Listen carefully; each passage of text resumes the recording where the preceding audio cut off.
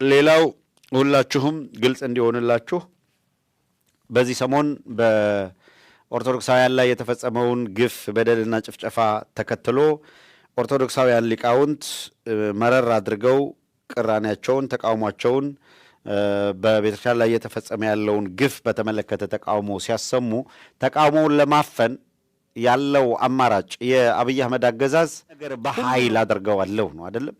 ስለዚህ ኦርቶዶክሳውያን እየተነቃቁ ነው። እነዚህ ስለ ኦርቶዶክስ ግፍ ስለ ቤተክርስቲያኗ ግፍ የሚናገሩትን ዋና ዋና የሚባሉትን ከላይ እስከታች እየለቀም ካሰርኩ ነው የአብይ አህመድ። በደንብ እዚህ ላይ መግባባት አለብን። በተለይ ይሄንን የምታደምጡ ኦርቶዶክሳውያን ትግላችሁ ቀሲስ ከሌ ይፈቱ መምህር ከሌ ይፈታ ወደሚል እንዳይዞር ተጠንቀቁ።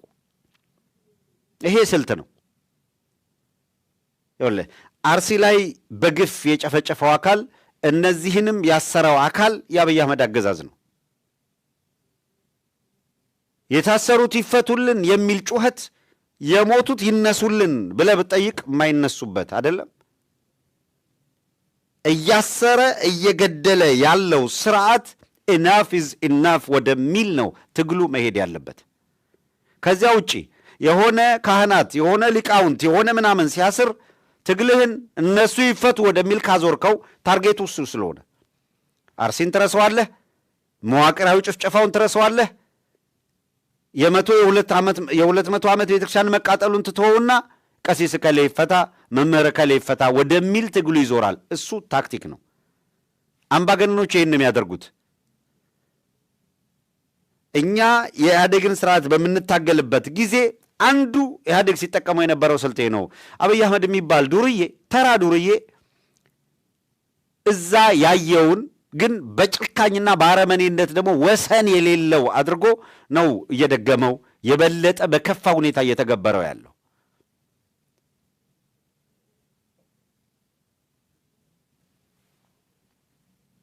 ያን ጊዜ ፓርቲዎች ጥያቄ ያነሳሉ። የጸረ ሽብር አዋጅ የሚባል ነገር ህዝቡን ለማሰር ለመግደል የሚቃወማችሁን ለማሳደድ የምትጠቀሙበት ስለሆነ ይሄ መሰረዝ አለበት ተብሎ ዳር እስከ ዳር ንቅናቄ ሲደረግ ያንን ንቅናቄ የሚያደርጉ አካላትን ወደ እስር ቤት ሰብሰብ አድርገው አስገብተው አባሎቻችን ይፈቱ ወደሚል ትግሉን ያዞሩትና አዋጁ አይነሳም፣ አለቀ። ይሄ ቀየር የተባለው አዋጅ እስከሚቀየር ድረስ ስርዓቱ እስኪቀየር ድረስ እንታገላለን ያለው አካል እስረኛ አስፈቺ ሆኖ ቁጭ ይላል። ፓርቲው ከዛ በኋላ አባላቶቼ ይፈቱ የሚል ጥያቄ ያቀርባል። 2 ጊዜ 3 ጊዜ ተቃውሞ ወደዛ ከሄደና አቴንሽኑ በሙሉ ይፈቱ አይፈቱ ወደሚል ከሄደ በኋላ እነዛን ያሰራቸውን ሲፈታቸው ደግሞ ተመልሳችሁ እንኳን ለቤታችሁ አበቃችሁ ወደሚል ይሸጋገራል ማለት ነው። ኖ እነዚህ ኦርቶዶክሳውያን ናቸው። እነዚህ ክርስቲያኖች ናቸው። እነዚህ በሽሚያ ሊያገኙት የማይችሉት የዚህ ዘመን ሰማዕታት ናቸው። ያውላችሁ አስተውሉ። እነ ጋሽ ታዲዮስ እነ መስከረም አበራ እነ ጋዜጠኛ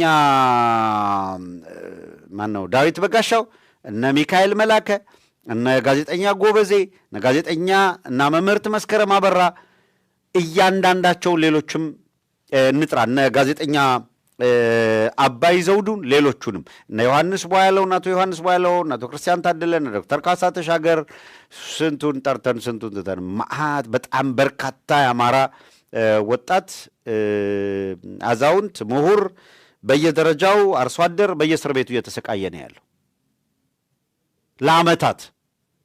እነዚህ አባቶች ምንም አይሆኑ በስጋቸው ላይ እንጂ በነፍሳቸው ላይ አገዛዙ ስልጣን የለው። እነዚህ አባቶች ለመላው ህዝበ ክርስቲያን መስዋዕትነት ማለት ምን ማለት እንደሆነ እያስተማሩ ነው። እነዚህ አባቶች የጳጳሳቱን ገመና ገላልጠው ህዝብ እንዲረዳቸው እያደረጉ ነው። ሳዊሮስ ሕርያቆስ እየነገርናችሁ ነው። መብት ነው ብያለሁ። መብት ነው ብፁዕ ምትል ምናምን ምትል መብት ነው። እኔ እነዚህን ለቃቅሞ እስር ቤት እንዲገቡ ከአዳነች አቤቤ ጋር ሲመክር የነበረ ሰውዬ ጳጳስ ብዬ ከእጁ መስቀል አልሳለምም፣ ደግመዋለሁ። ሕርያቆስ ለእኔ ጳጳስ አይደለም፣ ለእኔ ነው እያልኩ ያለሁት። ሳዊሮስ ለእኔ ጳጳስ አይደለም፣ ከአንድ ካድሬ የተለየ ሚና የላቸውም። ልዩነታቸው እጃቸው ላይ መስቀል መያዛቸው፣ ልዩነታቸው እንደ ጳጳስ ለብሰው መታየታቸው ካልሆነ በቀር በቤተ ክርስቲያን ውስጥ ያሉ መስቀል የያዙ መለካውያን፣ በቤተ ክርስቲያን ቋንቋ አገላለጥ መለካውያን፣ ካድሬ ከምትላቸው መለካዊ ብትለው ይሻላል። በቤተ ክርስቲያን ቋንቋ እንውሰድና መለካውያን ናቸው። እነዚህ መለካውያን የቤተ መንግስቱ ጉዳይ አስፈጻሚ ግን ቤተ ክህነት ውስጥ ያሉ አካላት እነዚህ ሊቃውንት ተለቅመው ወደ የእስር ቤቱ እንዲጣሉ አድርገዋል። ዓላማው ምንድን ነው? ትግልህ ፊቱን ዞሮ የታሰሩት ይፈቱ ወደሚል እንዲቀየር ነው። ከዚያ በኋላ ደግሞ ይመጡና ምን ያደርጉልሃል መሰለ? ሳዊሮስና ሕርያቆስ ጠብቀኝ ግድ የለም እነ ዶክተር ቀሲስ መዝገቡን ሊጠይቁ እስር ቤት ሄዱ የሚል ትሰማ ይሆናል። ከዛ ደግሞ መንግስት በመነጋገር በሆደ ሰፊነት እንዲፈቱ አደረጉ ሊልህ ይችላል። ይኸውልህ የአብይ አህመድ አገዛዝ ብፁዕ አቡነ ሉቃስን ከሶ ፍርድ ቤት አስፈርጃለሁ ያለ ወመኔ ስርዓት ነው። ከዚህ ወንበዴ ስርዓት ጋር የተባበረ ማንኛውም ጳጳስ ብለህ መጥራት አቁም። ትግልህ መልክ የሚይዘው በዚህ መንገድ ነው። ቤተ ክርስቲያን ነፃ የምትሆነው በዚህ መንገድ ነው።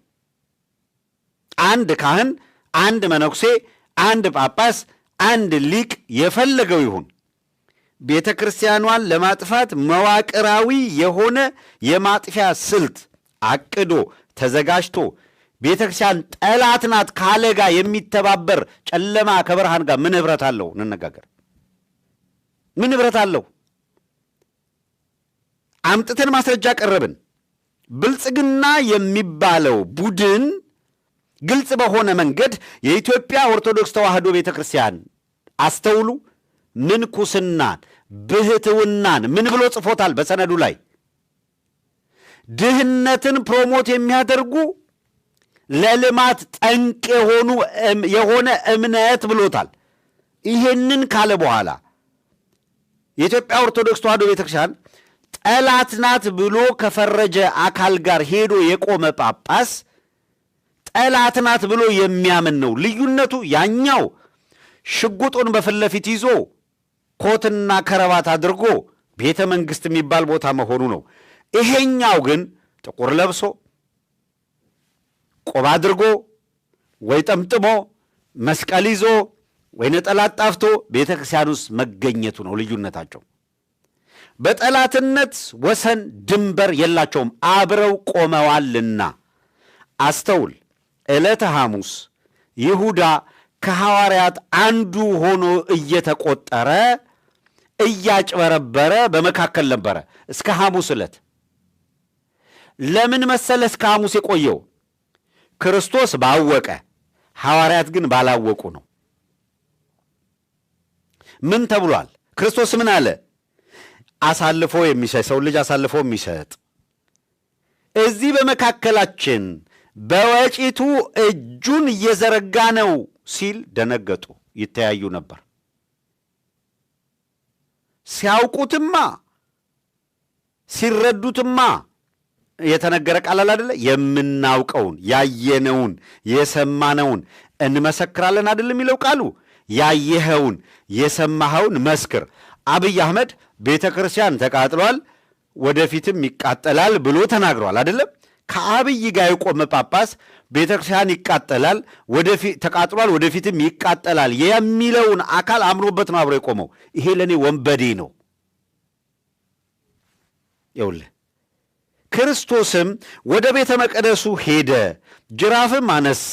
ቤቴ ጸሎት ቤት ይባላል፣ እናንተ ግን የወንበዴ ዋሻ አደረጋችሁትን አለ። ጅራፉንም አነሳ፣ ገረፈም፣ አስወጣቸው ይላል። ይኸውልህ አብይ አህመድ ራሱን መንግሥት ብሎ ነው የሚጠራው። ስትቃወመው መንግሥትን በኃይል ለማፍረስ ይልና ይከስሃል። አብይ አህመድ አልሲሲ ጋር ሄዶ ወላሂ ወላሂ እያለ ሲምልለት ጽድቅ ነው። ኦህዴድ ሂዶ ሽመልስ አብዲሳ ሂዶ፣ ሽመልስ አብዲሳ የአንድ ክልል ፕሬዚደንት ነው። ጅቡቲ ሂዶ ከጅቡቲ ጋር ስምምነት የሚፈርምበትን ነገር ንገረኝ እስኪ። ሽመልስ አብዲሳ የውጭ ጉዳይ ሚኒስትር አይደለም። የአንድ ክልል ፕሬዚዳንት ሆኖ ለውጭ ኃይሎች አቀባበል የሚያደርግበትን የሕግ መሰረት ካለው ንገረኝ እስቲ። እነሱ በፈለጉት መንገድ ሩል ኦፍ ሎው ጥሰው የሕግ መሰረትን ጥሰው ሲያቦኩት ለፖለቲካ ጥቅማቸው ትክክል፣ አንተ ስትሆን ልክ አይደለም ይለዋል። ይኸውልህ ጅል አድርገው ሆኖ በኩርኩም እየደቁ ይሳለቁብሃል። እነሱ ከሻዕቢያ ጋር ገጥመው ኢትዮጵያና ኤርትራ ጽምዶ አደረጉ ብለው እነሱ ጽምዶ ፈጥረው ትግራይ ምድር ላይ ጦርነት ሲያደርጉ ያ ሁላ ውድመት ሲፈጠር ጽድቅ ነው፣ አገር ማዳን ነው። ከኤርትራ ጋር ባንታረቅ ኑሮ አለቀልን። የኤርትራ ሕዝብና መንግስት ባለውለታ ናቸው። ምን ሲያደርጉ? ከአብይ ጋር ሲጣመዱ አስተውል። ካንተ ጋር ሲጣመዱ ግን ኤርትራ ታሪካዊ ጠላት ናት፣ ጠላት ነው፣ ነባር ጠላት ነው። በ1960ዎቹ ይህን አድርገውናል። ጎበዝ፣ በ1960ዎቹ የባህር በር ያሳጡን ብለህ ኤርትራን የምትከስ ከሆነ ግብፅን የምትከስ ከሆነ አንተ ሂደህ ወላሂ ወላሂ ብለህ የማልክበትን ነገር ንገረኝ። ያጣለማኝ ተሳድቦ ይሄዳል ይላሉ። ከግብፅ ጋር እናንተ ናችሁ ሄዳችሁ አሸርግዳችሁ አነጥፋችሁ ካልተገረድን ያላችሁት እናንተ ናችሁ። ትልቋን አገር አዋርዳችሁ ወላሂ ወላሂ እያለ እያስማለ ሲሳለቅብህ የነበረው አልሲሲ አንተን ነው። አስወልቆ በአደባባይ የገረፈ አንተን ነው። ያጣ ተሳድቦ ይሄዳል እንደሚባለው አልሲሲ ፊቱን ሲዞርብህ ከሌላኛው ጋር ተጣምዷል ብለህ እያለቀስክ ነው። መልካም የለቅሶ ዘመን፣ አሸርጠህ አልቅስ። አስመራ ጋም እንደዛው አንተ ስትፈልግ ራሱ የአንድ አገር መሪ ብቻ አይደለም ወንድ ሆኖ መፈጠሩንም ረስቶት ሂዶ ደረት ላይ እየተሻሸ መሪ ጣት ላይ ቀለበት ካላሰርኩ ሚል የመሪ እናት ጋር ሂዶ ጉልበት አቅፎ ጡት አጥቡኝ የጡት ልጅ ልሁን ሚል ራሱን ያዋረደ አገር ያዋረደ ቡድን አንተን መጥቶ የሞራል ተጠየቅ ሊያነሳብህ ይፈልጋል። እሱን ለቡቺ ንገረው ሄደህ። እኛ የምንናገረውን እናቃለን፣ የምንለውን እናቃለን። የአባቶቻችን ልጆች ነን። ምን እየተሰራብን እንደሆነ እናቃለን። ጎበዝ፣ ኦህዴድ በኢትዮጵያ ውስጥ እየፈጸመ ያለውን ግፍ የግፍ ግፍ ስታዩ ይሄ ይገባቸዋል። የፈለገው ጳጳስ ይሁን፣ የፈለገ መነኩሴ ይሁን፣ የፈለገ ምናምን ይሰጠው፣ አንድ ሰው አንድ ነገር ሲል ሰምቻለሁ። ማን ነው? መርጌታ ኖት መርጌታ መጋቤ ሐዲስ እሸቱ አሉት ብሎ ነው የሚገልጸው። እውነትን ከሚሸሻትና ከማይመሰክራት አንድ ጳጳስ ወይም ካህን ይልቅ ስለ እውነት የሚመሰክረው አንድ ዘፋኝ ወይም አርቲስት የተሻለ ነው በእግዚአብሔር ፊት።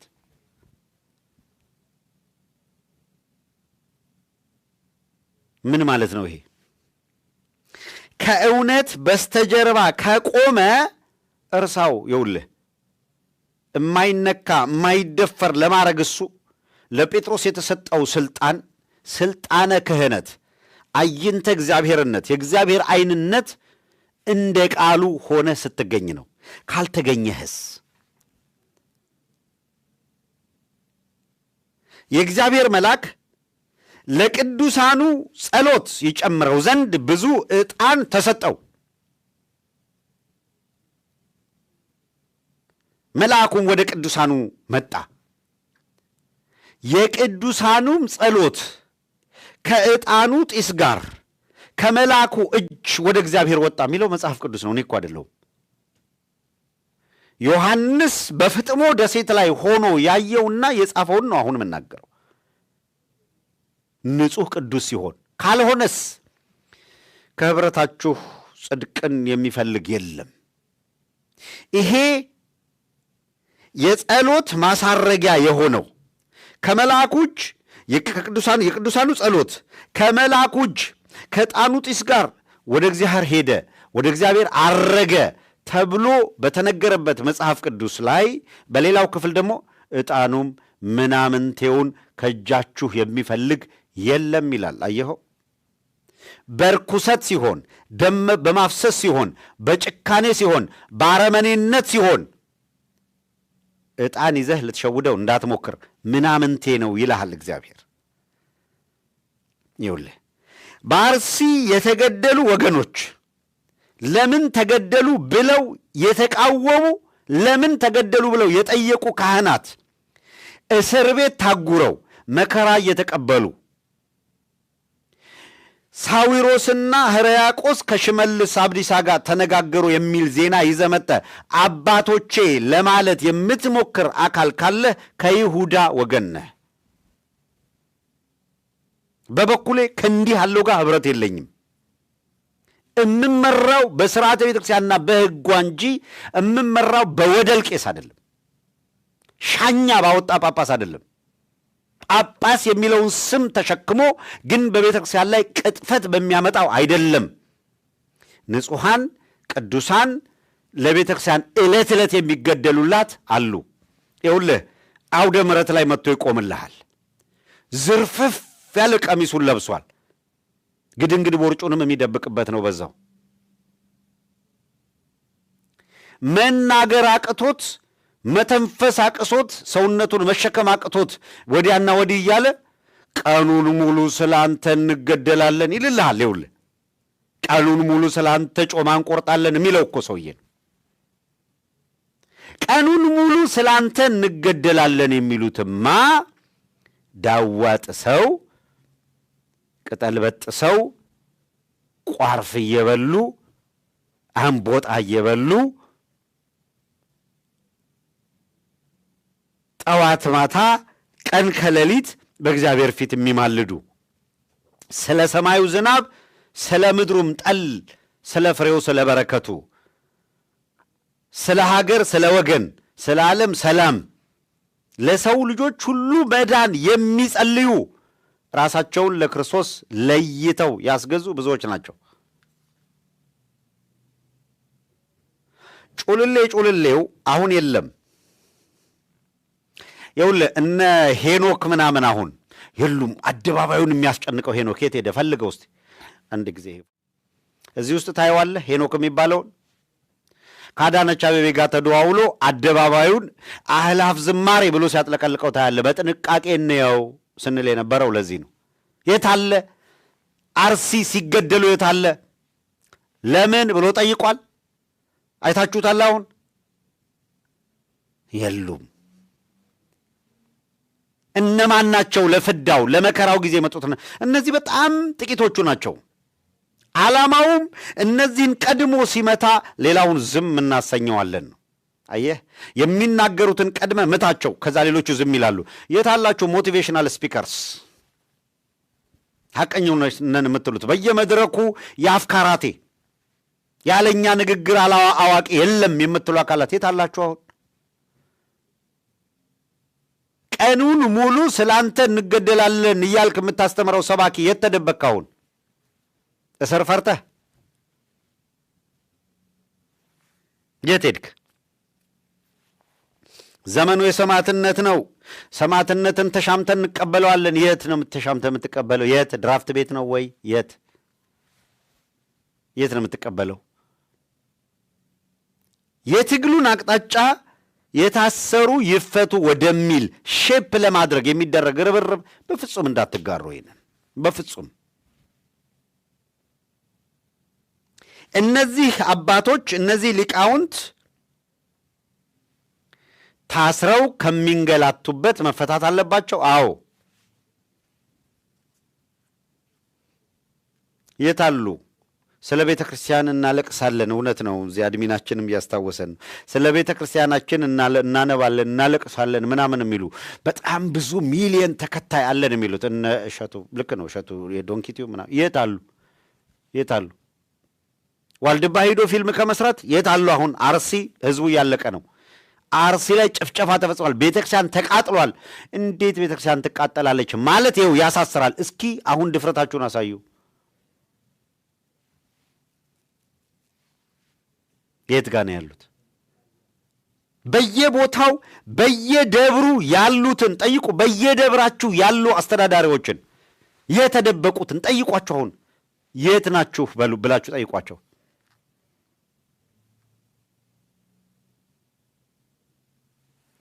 ደግ አይበረክትም እንዲሉ መምህራኖቻችን እነ መምህር ዘላለም ያለ እረፍት ሲጮሁበት የነበረው እናስታውሳለን። ጌታዬ ባለቤቱን ካልናቁ አጥሩን አይነቀንቁ እንዲባል እኔ እስከማቀው እነ ቀሲስ መዝገቡ እኮ ተለምነው አሜሪካ አገር ውስጥ ተለምነው በአሜሪካ ዩኒቨርሲቲ ውስጥ በከፍተኛ ኃላፊነት ላይ ጀስት ሌክቸረር ብቻ አይደለም፣ በኃላፊነት ላይ የነበሩ አባት ዶክተር ቀሲስ መዝገቡ በቅድስት ሥላሴ ዩኒቨርሲቲ ኮሌጅ ከነ ዶክተር ቀሲስ አምሳሉ ተፈራ እነ ዶክተር ቀሲስ አንዱ ዓለም የት ናችሁ? አትሊስት አሜሪካን ሀገር ናችሁ። ቀሲስ ዶክተር አንዱ ዓለም ቴክሳስ ደብረ ምሕረት ነው ቅዱስ ሚካኤል በጣም ግዙፍ ካቴድራል ነው የሚመሩት። የት ናቸው? ለመቼ ልትሆኗት ነው ለቤተ ክርስቲያን? እነ ዶክተር ቀሲስ አንዱ ዓለም እነ ቀሲስ መዝገቡ እኮ መከራ እየተቀበሉ ነው። የት ናችሁ? እነ ዶክተር ቀሲስ መብራቱ ኪሮስ የት ናችሁ?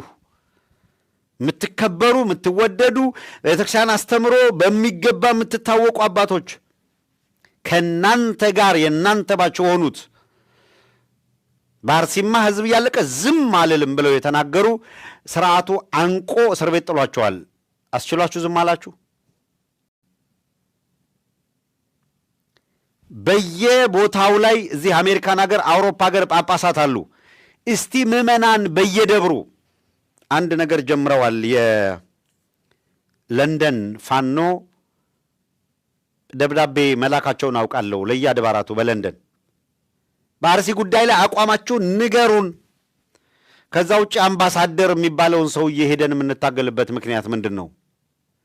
አምባሳደሩ የአብይ አምባሳደር የሆነ ምናምን አጥሮ የሆነ ነገር ውስጥ ተቀምጦ የሚሰራ ከሆነ እናንተ የስርዓቱ ወኪል ሆናችሁ በእግዚአብሔር ቤት ውስጥ ለክርስቲያኑን መሞት ምክንያት ከሆናችሁና ምእመኑን እያደነዘዘን እንቀጥላለን ካላችሁ እናንተንም እንታገላችሁ ብለው ጥያቄ አቅርበውላቸዋል።